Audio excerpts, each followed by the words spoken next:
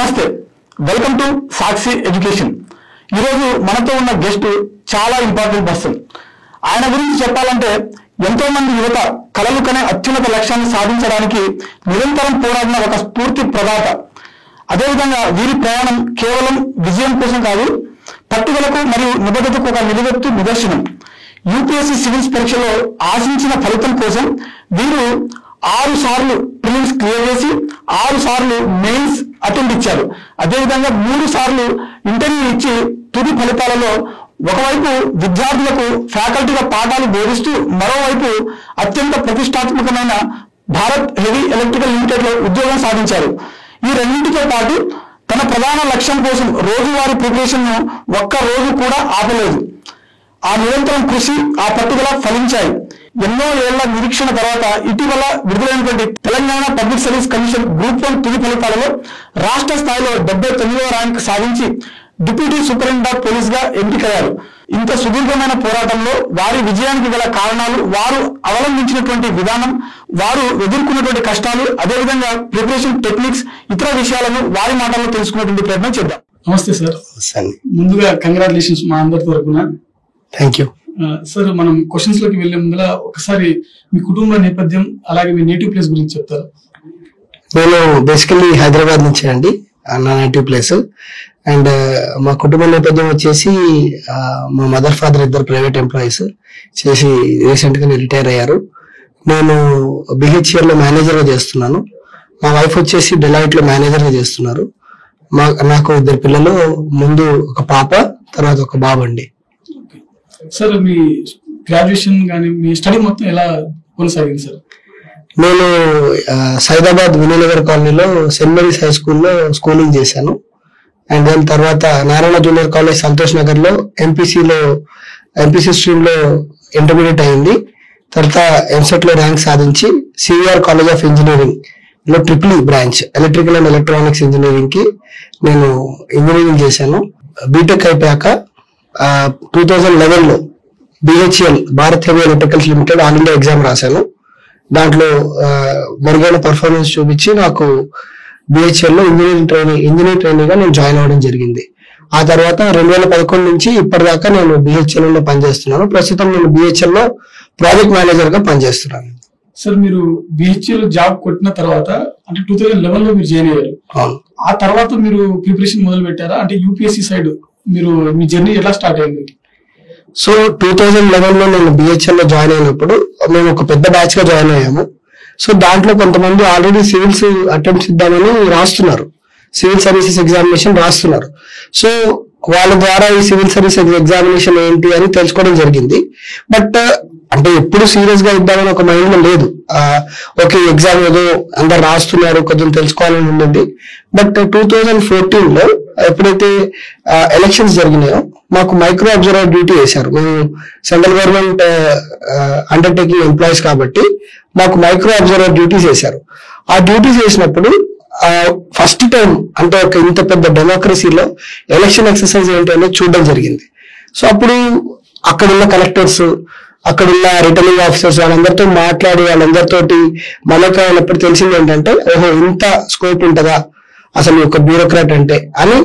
And then already నా friends ఎవరైతే రాస్తున్నారో వాళ్ళతో మాట్లాడి ఎట్లా రాస్తున్నారో ఏంటి అసలు ఎగ్జామ్ అంటే ఏంటో అర్థం చేసుకొని 2014 నుంచి నా సివిల్ సర్వీసెస్ వైపు నా ప్రయాణం స్టార్ట్ అయింది. సార్, మీరు 2014 లో మీ జర్నీ స్టార్ట్ చేశారు. 2014 తర్వాత 2020 వరకు ఆల్మోస్ట్ మీరు 6 అటెంప్ట్స్ ఇచ్చారు. పైగా 6 అటెంప్ట్స్ లో అంటే కంటిన్యూగా మీరు 6 సార్లు ప్రిలిమ్స్ అనేది క్లియర్ చేశారు. అంటే మీరు 6 టైమ్స్ మీరు మెయిన్స్ కూడా అటెంప్ట్ ఇచ్చారు. సో మీ జర్నీ మెయిన్స్ వైపు 6 టైమ్స్ వరకు వెళ్ళారు కదా సార్. ఆ జర్నీలో మీరు తుది ఫలితాలలో క్రాక్ చేయకపోవడానికి గల కారణాలు ఏంటి సార్? మీకేమర్థమైంది సార్ అప్పుడు? సో 2014 మీరు అన్నట్టుగానే నా ఫస్ట్ ప్రిలిమ్స్. అప్పటికి టు బి ఆనెస్ట్ ఏంటంటే అప్పటికప్పుడు అనుకోని రాసి ఎగ్జామ్ కాబట్టి జస్ట్ ప్రిలిమ్స్ క్లియర్ అయింది. ఆ ఇయర్ కి వాస్తవానికి చెప్పాలంటే నాకు మెయిన్స్ కి అంత ప్రిపేర్డ్నెస్ లేదు. కానీ ఈ ఎగ్జామ్ కి ముందు వెళ్తున్న కొద్దీ, అటెంప్ట్స్ ఇస్తున్న కొద్దీ నాకు మెయిన్స్ పైన కొంచెం అవగాహన రావడము. అండ్ 2016 లో I gave my first interview, 17 లో 2వ ఇంటర్వ్యూ అండ్ 2020 లో 3rd ఇంటర్వ్యూ. సో 3 సార్లు మెయిన్స్ పాస్ అయ్యాను. కానీ ఇంటర్వ్యూలో ఫైనల్ మెరిట్ లిస్ట్ లో నేను రాలేకపోయాను. ఇప్పుడు నేను ఒకవేళ వెనక్కి తిరిగి చూసుకుంటే నా ఆప్షనల్ హిస్టరీ అంటే ఫస్ట్ 4 అటెంప్ట్స్ నా ఆప్షనల్ హిస్టరీ. సో మేబీ నాకు ఆప్షనల్ లో అంత ప్రాపర్ గైడెన్స్ లేకపోయిందేమో అనిపించింది. ఎందుకంటే నాకు 2017లో జిఎస్ లో చాలా మంచి మార్క్స్ వచ్చాయి. జిఎస్ 1, 2, 3, 4 అంటాం పేపర్స్ ని, చాలా మంచి మార్క్స్ వచ్చాయి. బట్ ఆప్షనల్ లో నాకు 259 మాత్రమే పడ్డాయి. సో మిగతా అందరికి ఆప్షనల్స్ బాగా రావడము, నాకు రాకపోవడము. ఇంటర్వ్యూ కూడా నాకు దాదాపుగా మంచి మార్క్సే వచ్చాయి, 179 వచ్చాయి. సో అలా మార్క్స్ వచ్చినా నేను ఫైనల్ మెరిట్ లిస్ట్ ఒక 10 మార్కులతో పోయింది. 6 అటెంప్ట్స్ లో మీరు సేమ్ ఆప్షనల్ ఉన్నారా సార్? లేదండి, ఫస్ట్ 4 అటెంప్ట్స్ నేను హిస్టరీ ఆప్షన్ తో ఇచ్చాను. అయితే ఎప్పుడైతే నాకు ఇంటర్వ్యూ ఇచ్చాక మళ్ళీ నేను ముందుకు వెళ్ళలేకపోతున్నాను అనిపించిందో, నేను లాస్ట్ 2 అటెంప్ట్స్ కి ఆంథ్రోపాలజీ ఆప్షన్ గా మార్చాను. ఆంథ్రోపాలజీ ఆప్షన్ మార్చినప్పుడు ఆంథ్రోపాలజీలో ఏమైందంటే, ఫస్ట్ అటెంప్ట్ ఆంథ్రోపాలజీలో నాకు అప్పటికి కొత్త ఆప్షన్ కాబట్టి ఇంకా అంత పెద్ద అవగాహన రాలేదు. నా లాస్ట్ అటెంప్ట్ 2020 అటెంప్ట్ లో ఆంథ్రోపాలజీ పైన మంచి పట్టు సాధించాలని అనుకున్నాను. అండ్ దాని ప్రకారమే నాకు 290 మార్కులు. అంటే ఇప్పుడు 2020లో మీరు చూస్తే 290 is very good score optional లో. అంత పడినా కానీ అప్పుడు ఏంటంటే అన్ఫార్చునేట్లీ ఎథిక్స్ పేపర్ లో తగ్గింది. సో ఎథిక్స్ పేపర్ తో తగ్గడంతో మళ్ళీ నాకు ఓవరాల్ కట్ ఆఫ్ అనేది 4 మార్కులతో మిస్ అయింది. అంటే 4 మార్కులతో మెయిన్స్ అంటే ఫైనల్ లిస్ట్ మీరు మిస్ అయ్యారు. 944 కట్ ఆఫ్ అండి. 2020లో నాకు 940 వచ్చాయి. అండ్ ఆ ఇయర్ ఏమైందంటే అప్పటికి మధ్యలో ఒక 2-3 ఏళ్ళు ఈ IRTS and allied services railways తీసేశారు, సివిల్ సర్వీసెస్ లో లేవు. అండ్ ఆ ఇయర్ ఓన్లీ 600 పోస్టులే తీసుకున్నారు. ఓవరాల్ గా 600 చేంజ్ ఎంతో తీసుకున్నారు. సో అన్ఫార్చునేట్లీ నాకు రాలేదు. అండ్ ఈవెన్ రిజర్వ్ లిస్ట్ కూడా 1-2 మార్క్స్ తో ఆగిపోయింది జనరల్ కేటగిరీకి. So finally I could not make it to the list. Sir మీరు ఆప్షనల్ హిస్టరీ నుంచి ఆంథ్రోపాలజీకి చేంజ్ చేసినప్పుడు ఆ 2 అటెంప్ట్స్ ఇచ్చారు కదా మెయిన్స్, ఆ 2 టైమ్స్ మీరు మెయిన్స్ క్లియర్ చేయగలిగారా? మెయిన్స్ కాదండి, ఒకసారి క్లియర్ చేశాను. ఒకసారి ఆంథ్రోపాలజీ తోటి తక్కువ వచ్చాయి, అరౌండ్ 230, 240 పడ్డాయి. నెక్స్ట్ టైం 290 వచ్చాయి. ఆ ఇయర్ కంఫర్టబుల్ గా మెయిన్స్ క్లియర్ చేశాను, అంటే ఒక 30-40 మార్క్స్ తోటి. ఆ ఇయర్ ఇంటర్వ్యూ నాకు 170 మాత్రమే వచ్చాయి. సో అదే ఎథిక్స్ పేపర్ అనేది కొంచెం తగ్గింది ఆ ఇయర్. సో ఓవరాల్ గా కాంబినేషన్ లో చూసుకుంటే 4 మార్క్స్ తో పోయింది కట్ ఆఫ్. ఈ 6 అటెంప్ట్స్ తర్వాత మళ్ళీ మీరు ట్రై చేయలేదా సార్? అంటే నాకు మామూలుగా ఏంటంటే యూపీఎస్సీ లో జనరల్ కేటగిరీకి 6 అటెంప్ట్స్ ఉంటాయి, or 32 age, whichever is the later. So నా అటెంప్ట్స్ ఎగ్జాస్ట్ అయిపోయాయి అప్పటికి. Okay sir. సార్ మీరు 6 టైమ్స్ ప్రిలిమ్స్ క్లియర్ చేశారు కదా సార్. చాలా మంది అంటే సెలెక్ట్ అయినటువంటి ఆస్పిరెంట్స్ ఎవరైతే ఉంటారో వాళ్ళందరూ ఏం చెప్తారంటే CSAT పేపర్ చాలా టఫ్ ఉంటుందని చెప్తారు. మీరు 6 టైమ్స్ డైరెక్ట్ క్లియర్ చేశారు కదా. సో మీ జర్నీ అంటే ప్రిలిమ్స్ ని క్లియర్ చేయడానికి మీ స్ట్రాటజీ ఏంటి సార్? సో ప్రిలిమ్స్ లో 2 పేపర్స్ ఉంటాయండి, అందరు తెలిసింది, GS1 అండ్ GS2. GS2 అనేది మీరు చెప్పే CSAT పేపర్. సో GS1 వచ్చేసి జనరల్ స్టడీస్. అదేంటంటే దాని పోర్షన్ మోస్ట్లీ మెయిన్స్ తో ఉన్నట్లుగానే అనుసంధానంలో ఉంటది. అయితే CSAT కి వచ్చేటప్పటికి ఆఫ్ లేట్ ఎస్పెషల్లీ 2018, 2019 నుంచి CSAT స్టాండర్డ్ అనేది కొంచెం పెంచడం జరుగుతుంది. అంటే క్వాలిటీ టఫ్నెస్ కానీ లేకపోతే reasoning toughness and even reading comprehensions కూడా కొంచెం టఫ్ గా ఇస్తున్నారు. సో CSAT కి మనం ఏం చేయాలంటే, చాలా మంది ఏమనుకుంటారు అంటే, ఈవెన్ నేను ఇంజనీరింగ్ బ్యాక్గ్రౌండ్ వాళ్ళని ఉన్నా కానీ నేను క్యాంపస్ ప్లేస్మెంట్స్ అప్పుడు ఇవన్నీ చేశాను, లేదంటే నేను GRE ఇచ్చాను, CAT ఇచ్చాను, నాకు ఇవన్నీ బాగా వచ్చు అని అనుకుంటాం. బట్ CSAT కి ఏంటంటే చాలా ఇంపార్టెంట్ ప్రాక్టీస్ అండి. మనకు రెగ్యులర్ ప్రాక్టీస్ ఉండాలి. చాలా మంది ఏం చేస్తారంటే GS1 పైన చాలా ఫోకస్ పెట్టేసి CSAT అనేది కొంచెం పక్కదోవ పెడతారు. దానివల్ల ఏమవుతుందంటే CSAT మనం ప్రాక్టీస్ లేకపోవడంతో ఫైనల్ ఎగ్జామ్ లో దానికి టఫ్నెస్ ఎక్కువ పెరగడంతో అక్కడ ఇష్యూ వచ్చి CSAT లో యాక్చువల్లీ మనకు రావాల్సింది 67 మార్క్స్. ఆ 67 మార్క్స్ కూడా కొంతమంది తెచ్చుకోలేకపోతున్నారు. So only thing is you have to practise more. ఎందుకంటే ఎంత ఎక్కువ ప్రాక్టీస్ చేస్తే CSAT లో మీరు అంత కాన్ఫిడెంట్ గా వెళ్ళి ఎగ్జామ్ రాయొచ్చు. సార్ మెయిన్స్ విషయానికి వచ్చేసరికి అభ్యర్థులు ఎక్కువ మంది, అంటే ఇప్పుడు మీరు 6 అటెంప్ట్లు ఇచ్చారు మెయిన్స్ లో వచ్చేసరికి, అభ్యర్థులు చేసేటువంటి కామన్ మిస్టేక్స్ ఏంటి సార్? అంటే మీరు 6 అటెంప్ట్స్ ఇచ్చినప్పటికీ 3 అటెంప్ట్స్ లో మాత్రమే మెయిన్స్ క్లియర్ చేయగలిగారు. సో మీకు అనిపించినటువంటి అంటే మెయిన్స్ లో అవలంబించే కొత్త విధానాలు ఏంటి అంటే మీరు ఏమంటారు సార్?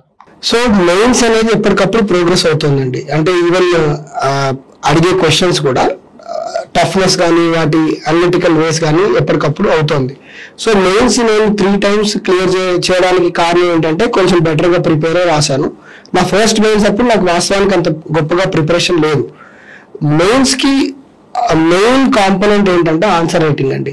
ఆన్సర్ రైటింగ్ బాగా ప్రాక్టీస్ చేస్తే, మీరు రెగ్యులర్ గా ఆన్సర్ రైటింగ్ ప్రాక్టీస్ చేస్తున్నట్లయితే కంటెంట్ అనేది దాదాపుగా అందరు సీరియస్ ఆస్పిరెంట్స్ దగ్గర ఉంటుంది.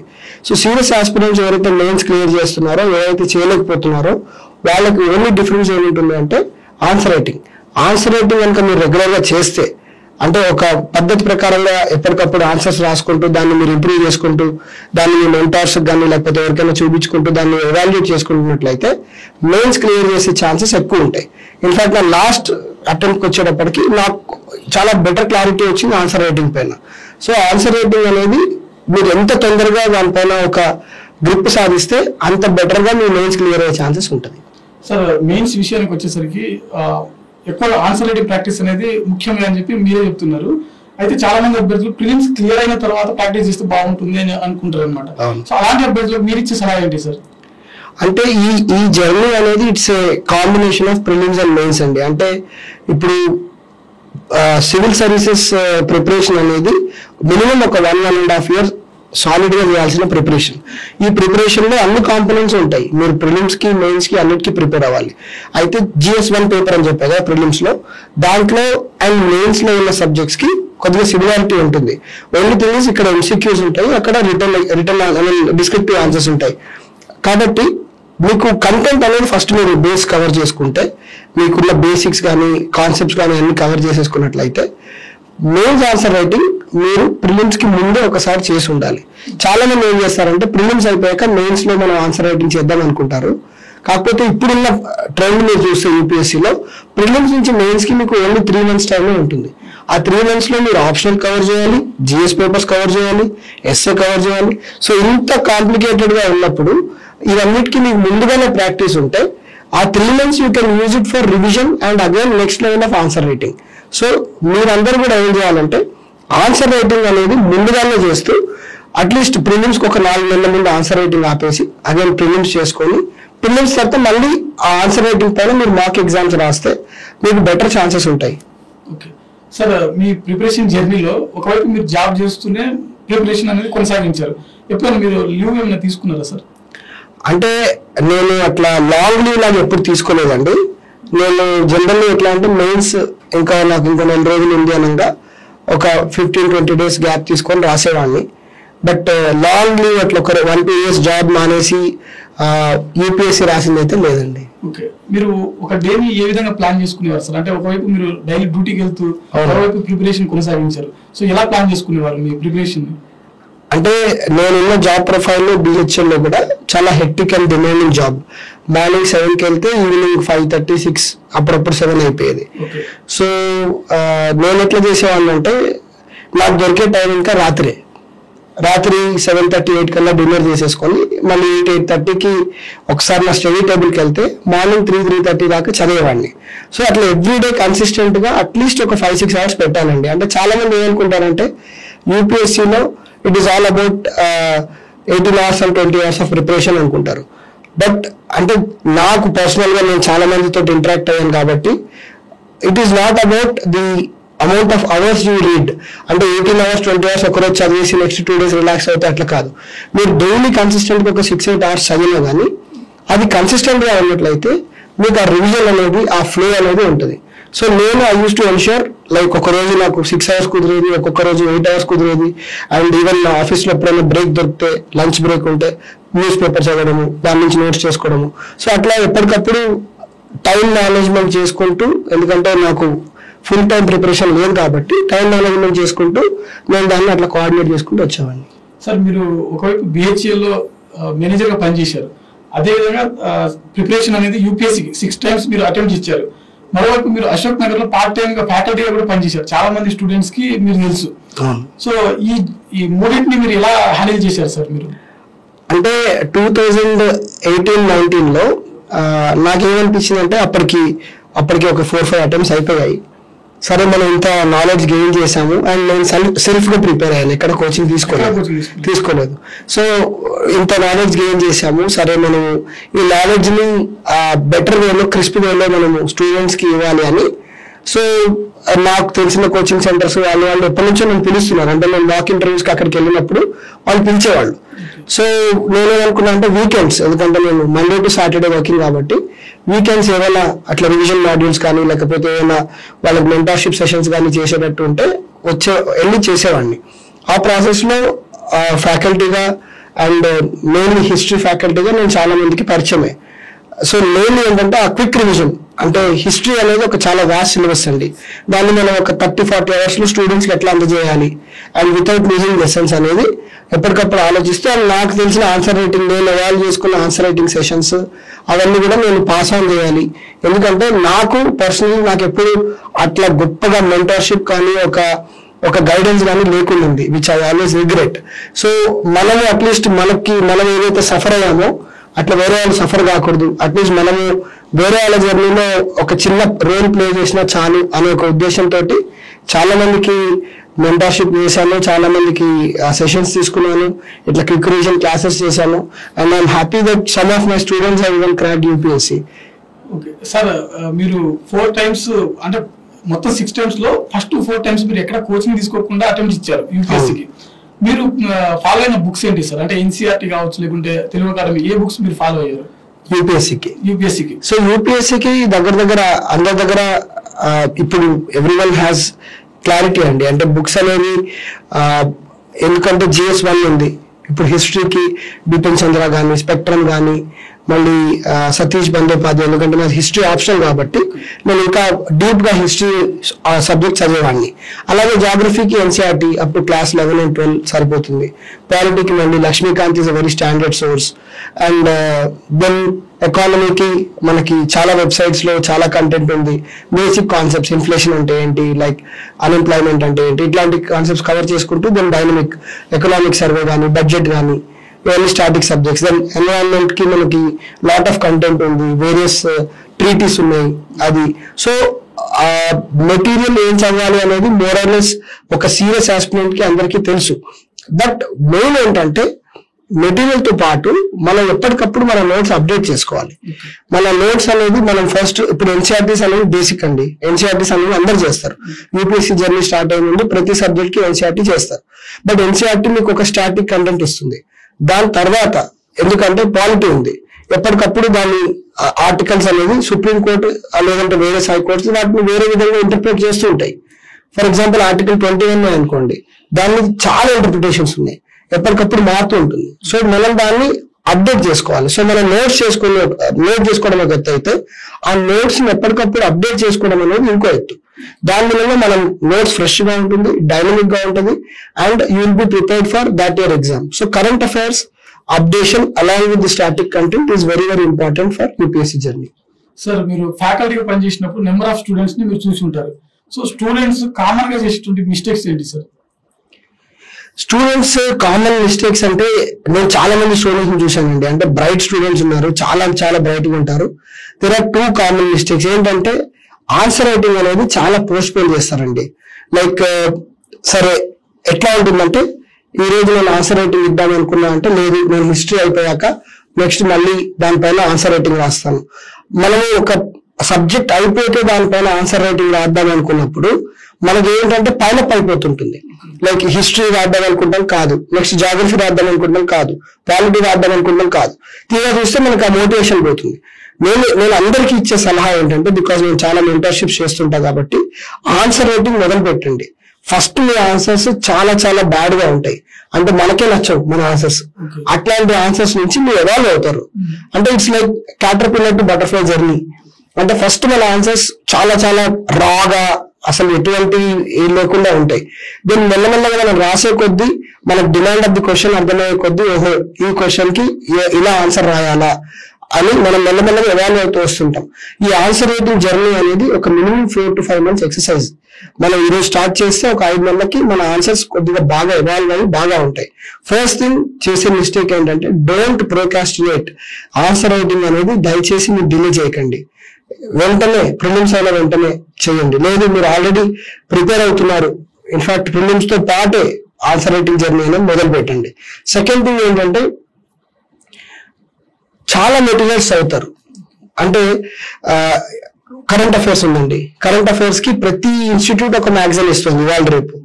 మనం ఏమనుకుంటామంటే ఓహో ఈ పలానా ఇన్స్టిట్యూట్ లో ఏముందో, ఆ ఇన్స్టిట్యూట్ లో ఏముందో, ఈ ఇన్స్టిట్యూట్ లో ఏముందో, అంటే కరెంట్ అఫైర్ మ్యాగజైన్ ని 10 ఇన్స్టిట్యూట్స్ రిలీజ్ చేస్తే అన్ని 10 ఇన్స్టిట్యూట్ ఇచ్చే మ్యాగజైన్స్ మనం చదవాలనుకుంటాం.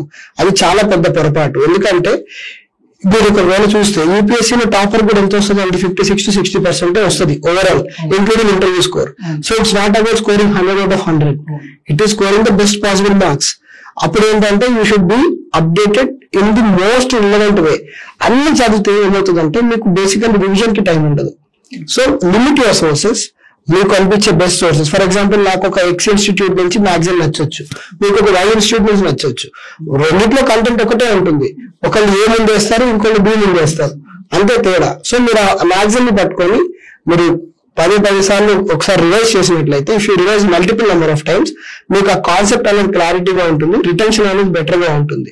Instead of reading everything, confine your sources and definitely limit them and revise them more. And last but not the least, చాలా తొందరగా కొంతమంది స్టూడెంట్స్ ఏంటంటే మోటివేషన్ కోల్పోతారు. అంటే నేను జస్ట్ మీ ద్వారా చెప్తున్నాను, నా ఎగ్జాంపుల్ తీసుకోండి. 2014 లో స్టార్ట్ చేశాను యూపీఎస్సీ. నాకు ఎప్పుడు రాలేదు 6 అటెంప్ట్ల తర్వాత కూడా. Finally I made it to group 1.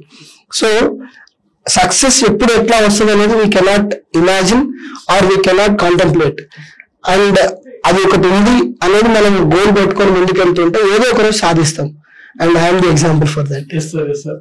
So మీ యూపీఎస్సీ జర్నీ గురించి ఇంతసేపు మనం మాట్లాడుకున్నాం. ఇప్పుడు మనం గ్రూప్ 1 విషయానికి వచ్చేసరికి, గ్రూప్ 1 రిజల్ట్ రోజు మీరు ఫస్ట్ రిజల్ట్ చూసినప్పుడు మీరు ఎలా ఫీల్ అయ్యారు సార్?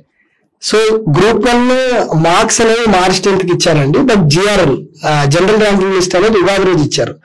సో ఉగాది రోజు అంత హడావుడిగా ఉంటది, ఫెస్టివల్ మీకు తెలిసిందే. అయితే మొత్తం జరుగుతున్నప్పుడు ఏదో ఒక టెలిగ్రామ్ గ్రూప్ లో ఒక పీడిఎఫ్ వచ్చింది. సో ఇవాళ రేపు అన్ఫార్చునేట్ ఏంటంటే ఏ పీడిఎఫ్ చూసినా నమ్మబుద్ధి కాదు, ఎందుకంటే టీవీలో ఫేక్ పీడిఎఫ్స్ వస్తున్నాయి. సో పీడిఎఫ్ చూసి నేను అనుకున్నా ఎవరో ప్రాంక్ చేస్తున్నారు, ఎందుకంటే 24th కి లాస్ట్ డేట్ ఆఫ్ రీకౌంటింగ్ ఉంటుంది, ఏదో ప్రాంక్ చేస్తున్నారు అని నేను I didn't open. Then I started getting calls. అంటే నా స్టూడెంట్స్ కొంతమంది, సార్ చూసుకున్నారా మీరు, రిజల్ట్ చూసుకున్నారా అని. దెన్ ఐ థాట్ ఓకే ఇదేదో జెన్యూన్ గా ఉంది అని వెళ్ళి చూసుకుంటే 79th ర్యాంక్ జిఆర్ఎల్ లో. I was happy, immediately I was very happy. And then just నా మల్టీజోన్ ర్యాంక్ చూసుకున్నాను, మల్టీజోన్ ర్యాంక్ 31 ఎంతో ఉంది. I was happy. And then immediately I was extremely happy. అంటే నా ముందు స్కోర్ చూసుకున్నప్పుడు నాకు అనిపించింది మార్చ్ 10th రోజు నా స్కోర్ 490.5. సో టాప్ 100 లో ఉంటానని ఒక ఐడియా వచ్చింది అప్పటికే. బట్ జిఆర్ఎల్ చూసి 79th rank and multizone rank 31 అనగానే I was very happy. Luckily మా పేరెంట్స్, మా వైఫ్, చిల్డ్రన్ అందరూ అక్కడే ఉన్నారు. So we celebrated. అప్పుడే మా అమ్మ ఉగాది పచ్చడి చేసి నోట్లో పెట్టింది. మీరు ఇందాక చెప్పినట్టు మీ యూపీఎస్సీ జర్నీ ఏదైతే ఉందో 2014 లో స్టార్ట్ అయ్యి 20 లో క్లోజ్ అయిపోయింది. ఉన్న అటెంప్ట్స్ అయిపోయాయి. అయితే మీరు గ్రూప్ 1 జర్నీ మళ్ళీ ఎప్పుడు స్టార్ట్ చేశారు సార్? సో నేను ఇందాక అన్నట్టు 2018 నుంచి నేను ఫ్యాకల్టీగా పనిచేస్తున్నాను వేరియస్ ఇన్స్టిట్యూట్స్ లో. అండ్ 2021-22 లో అంటే మనకి 2019-20 లో అనుకుంటాను ప్రెసిడెన్షియల్ ఆర్డర్ ఫర్ తెలంగాణ వచ్చింది. లైక్ 95% రిజర్వేషన్ ఫర్ లోకల్స్ అనగానే అప్పుడు గ్రూప్ పోస్టులు వస్తున్నాయని అందరికి అర్థమైంది. సో అప్పటి నుంచి ఒక జర్నీ స్టార్ట్ అయింది. అంటే అశోక్ నగర్ లో అన్ని ఇన్స్టిట్యూట్స్ నుంచి ఒక గ్రూప్ వైపు ఓరియంటేషన్ స్టార్ట్ అయింది, గ్రూప్ 1 వైపు. సో అప్పుడు ఏంటంటే నేను తెలంగాణ మూవ్మెంట్ పైన ఎక్కువ అప్పుడు లిటరేచర్ లేదు ఇంకా, అంటే 1-2 టెక్స్ట్ బుక్స్ ఉన్నాయి. సో నేనేమనుకున్నా అంటే తెలంగాణ మూవ్మెంట్ అనేది ఒక పేపర్ గా యాడ్ చేశారు. అప్పుడు first time group 1 syllabus release చేసినప్పుడు పేపర్ 6 తెలంగాణ మూవ్మెంట్ అని ఇచ్చారు. సో తెలంగాణ మూవ్మెంట్ మొత్తం చూసినప్పుడు దానికి అంత లిటరేచర్ లేదు. So I wanted to target that subject. ఆ సబ్జెక్ట్ కి నేను మొత్తం వికీపీడియాలో, గూగుల్లో అంతా వెతికి, చాప్టర్ వైజ్ వెతికి, వేరియస్ టెక్స్ట్ బుక్స్ చేసి నేను ఒక హోలిస్టిక్ గా ఒక మాడ్యూల్ తయారు చేశాను. సో అప్పుడు నేను తెలంగాణ మూవ్మెంట్ ఇప్పటికీ నా వీడియోస్ యూట్యూబ్ లో ఉన్నాయి, very very very watched videos also. చాలా మంది స్టూడెంట్స్ నాకు చెప్పారు కూడా, సార్ మీ వీడియోస్ చాలా యూస్ఫుల్ అయినాయని. సో ఆ వీడియోస్ అప్పుడు చేయడం జరిగింది ఒక ఇన్స్టిట్యూట్ ద్వారా. అండ్ వాటిని చేస్తున్నప్పుడే నాకు అనిపించింది ఓకే.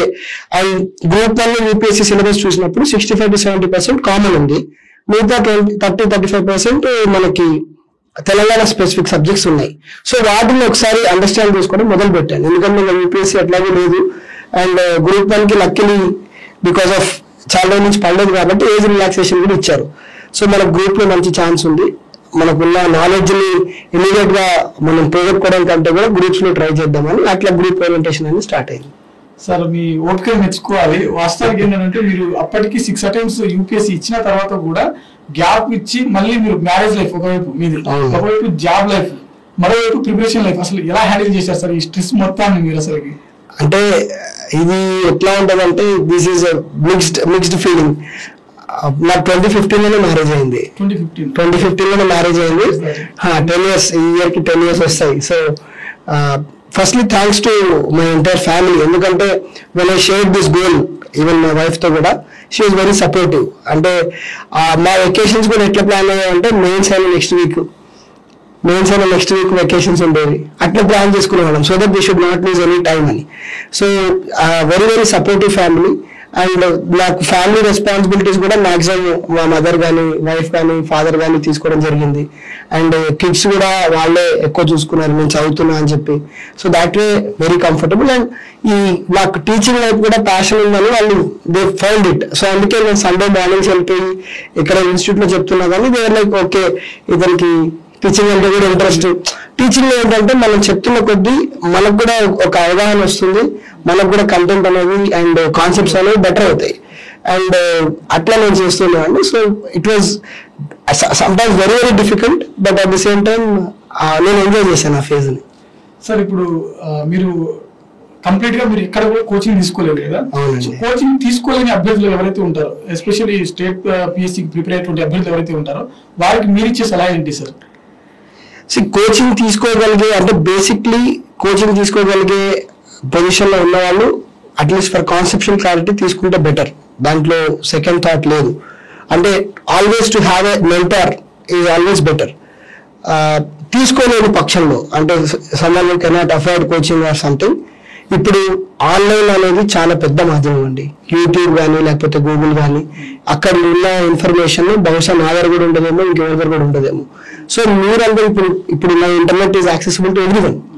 అండ్ ఇప్పుడు ఈ మధ్య చాలా యూట్యూబ్ ఫ్రీ వీడియోస్ అని, సో అలా అని ప్రతిదీ చూడకుండా ఇప్పుడు హిస్టరీ క్లాసెస్ ఉన్నాయి, మీరు ఒక 4-5 వీడియోస్ చూడండి, మీకు ఏదో ఒక వీడియో మీకు ఇంట్రెస్టింగ్ అనిపిస్తుంది, మీ వే ఆఫ్ అండర్స్టాండింగ్ కి సూటబుల్ అనిపిస్తుంది.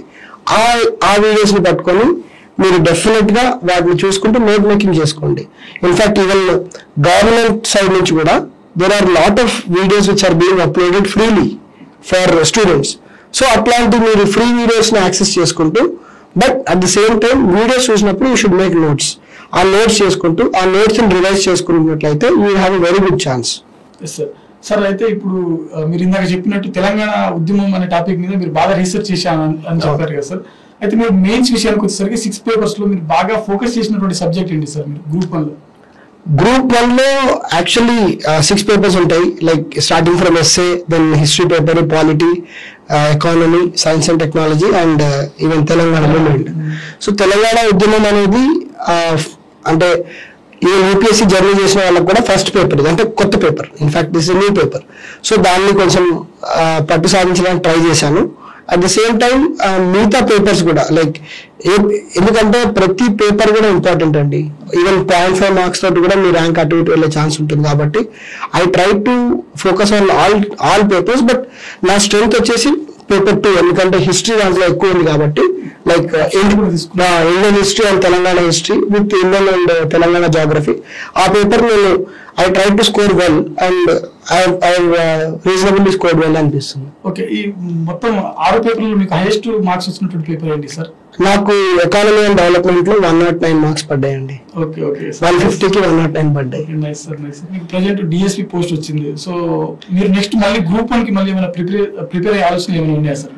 అంటే to be very very honest, నేను I am satisfied with the service which I got. అంటే నేను ఇంకా నాకేమనిపిస్తుంది అంటే ఇప్పుడు ఆల్రెడీ బిహెచ్ఎల్ నేను 14 ఏళ్ళు పనిచేసి వదిలేస్తున్నా అండి. It's central government PSU job. అంటే నేను ఇప్పుడు చేస్తున్న జాబ్ చాలా మందికి డ్రీమ్ జాబ్. అంటే నేను ఇన్నేళ్ళు పనిచేసి వదిలేస్తున్నా అంటే ఆల్రెడీ నేను ఒక జాబ్ తీసేసుకున్నట్టే. సో నెక్స్ట్ గ్రూప్ 1లో నేను వెళ్ళి మళ్ళీ ఏదైనా సర్వీస్ పెంచుకోవాలనో ర్యాంక్ పెంచుకోవాలనో రాస్తే, ఈ గ్రూప్ 1లో ఎవరైతే డిఎస్పీ నిజంగా ఎలిజిబుల్ ఉంది అంటే ఇంట్రెస్ట్ ఉండి రాలేదో వాళ్ళ జాబ్ తీసుకున్నట్టే కదా. So personally also I don't want to write one more exam. I am happy with what I got and I'll try to serve the state in the best of the possibility అండి. Okay sir చివరిగా sir group 1 కోసం prepare అయ్యేటువంటి అభ్యర్థులు ఎవరైతే ఉంటారో ఇటు APSC కావచ్చు Telangana PSC కావచ్చు ఆ అభ్యర్థులకు మీరిచ్చే సూచనలు ఏంటి సార్? సో గ్రూప్ 1 అనే exam it is almost similar to the civil services examination of UPSC. Civil సర్వీసెస్కి ఏదైతే మీరు ఫాలో అవుతారో రొటీన్ రిగర్ అదే గ్రూప్ 1 కూడా ఫాలో అవ్వాలి. ఎందుకంటే గ్రూప్ 1లో కాంపిటీషన్ ఎక్కువ అండ్ అందరూ పిల్లలు ఎవరైతే లోకల్ పిల్లలు ఉంటారో అందరు కూడా వస్తారు లోపలికి. And specially focus on answer writing. Answer writing మీరు చేయనంత వరకు మనకి ఏమనుకుంటామంటే అంటే చాలా అంటే మార్కెట్లో కూడా లేదంటే ఆస్పిరెంట్స్లో కూడా ఒక అపోహ ఏంటంటే నాకు బాగా సబ్జెక్ట్ వచ్చు కానీ నాకు తక్కువ మార్క్స్ వచ్చాయి. ఇది జనరల్ కంప్లైంట్. మీరు ఎవరైనా అడిగితే కూడా ఫర్ ఎగ్జాంపుల్ నేను తెలంగాణ మూమెంట్కి నేనే ఒక మెటీరియల్ డెవలప్ చేసుకొని అది ఈవెన్ అశోక్ నగర్లో కూడా సర్క్యులేట్ అయింది చాలా. ఓకే, బట్ నాకు 80 మార్క్స్ వచ్చాయి. నాకంటే ఎక్కువ మార్క్స్ ఎవరికైనా వచ్చి ఉండొచ్చు. అంటే మనం ఏం అర్థం చేసుకోవాలంటే మన కంటెంట్ ఉన్నంత మాత్రాన కాదు, ఆ కంటెంట్ ప్రజెంటేషన్ అనేది మనం బాగా మాస్టర్ చేయాలి. దానికి ఆన్సర్ రైటింగ్ ప్రాక్టీస్ అనేది ఎక్స్ట్రీమ్లీ ఇంపార్టెంట్. సో గ్రూప్ 1 అభ్యర్థులు ఎవరైతే ఉన్నారో బికాస్ మిగతా గ్రూప్ 2 గ్రూప్ 3 అన్ని కూడా మల్టిపుల్ చాయిస్ ఎగ్జామినేషన్స్. గ్రూప్ 1లో ఫస్ట్ స్టేజ్ వచ్చేసి ఎంసీక్యూ ప్రిలిమ్స్, అది పాస్ అయ్యాక మెయిన్ మీకు డిటర్మైన్ చేసే ఎగ్జామ్ మెయిన్స్. మెయిన్స్లో it's not about content only, it is about presentation. Answer writing బాగా చేయాలి, బాగా ప్రిపేర్ అవ్వాలి, మీరు బాగా ప్రాక్టీస్ చేయాలి. అది మీరు ముందు నుంచే అంటే ఫర్ ఎగ్జాంపుల్ నెక్స్ట్ ఇంకో 1 yearలో గ్రూప్ 1 పడుతుంది ఆ ఎగ్జామ్ మెయిన్స్ రాస్తున్నాము అంటే ఈ రోజు నుంచి మీరు ఆన్సర్ రైటింగ్ స్టార్ట్ చేయాలి. స్టార్ట్ చేసి మెల్లమెల్లగా మీ ఆన్సర్స్ రిఫైన్ చేసుకుంటూ మీకు మెంటార్స్ ఉంటే మెంటార్కి చూపించండి, లేదంటే మీరు ఏదైనా ఇన్స్టిట్యూట్లో టెస్ట్ సిరీస్ తీసుకుంటే వాళ్ళతో కూర్చొని డిస్కస్ చేయండి, మీ ఆన్సర్స్ రిఫైన్ చేసుకోండి. టు ది పాయింట్ ఎట్లా వస్తుంది, core demand of the question address చేస్తున్నారా లేదా, ప్రాపర్ ఎగ్జాంపుల్స్ ఇస్తున్నారా లేదా, ప్రెజెంటేషన్ ఉందా. ఫర్ ఎగ్జాంపుల్ జాగ్రఫీ అయితే మీరు ఏమైనా మ్యాప్స్ చేయగలుగుతున్నారా, పాలిటీ అయితే మీరు ఏమైనా జడ్జిమెంట్స్ కోట్ చేయగలుగుతున్నారా, ఎకానమీ అయితే మీరు ఎకనామిక్ సర్వే కానీ తెలంగాణ సోషియో ఎకనామిక్ అవుట్లుక్ కానీ మీరు ఎవరా. ఇలా మీరు ఒక కాంప్రహెన్సివ్ ఆన్సర్ రైటింగ్ ప్రాక్టీస్ చేస్తే you will definitely stand a chance for getting good rank. మనం ఓన్లీ కంటెంట్ పైన ఫోకస్ చేసి నేను ఆన్సర్ రైటింగ్ చేయను, ఒక 1 month ముందు నేను జస్ట్ పైన ఆన్సర్స్ రాసి నేను ఎగ్జామ్ హాల్కి వెళ్తా అంటే only thing you have to be ready is competition is very cut throat. Competition మనం అధిగమించాలంటే మనం అన్ని విధాలుగా కూడా రెడీ ఉంటేనే ఈ కాంపిటీషన్ అనేది మనము క్రాస్ అయ్యి ఒక ర్యాంక్ తెచ్చుకునే పరిస్థితిలో ఉంటుందండి. Okay, thank you sir, thank you so much. మీ అమూల్యమైన సమయాన్ని కేటాయించి మా స్టూడియోకి వచ్చినందుకు thank you. Once again congratulation sir మా అందరి తరఫున. Thank you. సో చూశారు కదా నిశాంత్ గారి 2014 నుంచి 2025 వరకు అల్లుపెరుగని విక్రమార్కుడు లాగా వారు ప్రిపేర్ అయినటువంటి విధానము, అదేవిధంగా యూపీఎస్సీకి వారు ఇచ్చినటువంటి 6 attempts, అదేవిధంగా చివరికి ఇటీవల తెలంగాణ పబ్లిక్ సర్వీస్ కమిషన్ వారు విడుదల చేసినటువంటి గ్రూప్ 1 తుది ఫలితాలలో రాష్ట్ర స్థాయిలో 79వ ర్యాంక్ సాధించి డిఎస్పీ అధికారిగా ఎంపికైనటువంటి వారి సక్సెస్ జర్నీ ఇది. చాలా మంది ఆస్పిరెంట్స్ ఎస్పెషల్లీ యూపీఎస్సీ మరియు టీజీపీఎస్సీ అండ్ ఏపీఎస్సీ కోసం ప్రిపేర్ అయిన అభ్యర్థులు ఎవరైతే ఉన్నారో వారందరికీ ఇది ఒక మంచి మోటివేషన్ స్టోరీ. సో ఇది ఇవాల్టి ఇంటర్వ్యూ. మరో వీడియోతో మళ్ళీ కలుద్దాం. చూస్తూనే ఉండండి Sakshi education. Thanks for watching. Thank you all.